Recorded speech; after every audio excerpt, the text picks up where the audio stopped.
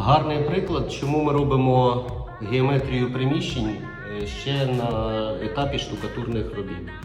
В нас тут напольне покриття направлене.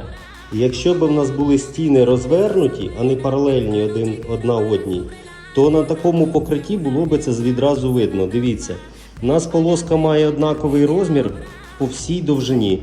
Якщо б були стіни криві, то тут би був один розмір, потім менший або більший, і це би відразу кидалось в очі. На кафелі так само видно. А в нас, дивіться, полосочка, все рівно, все чітко.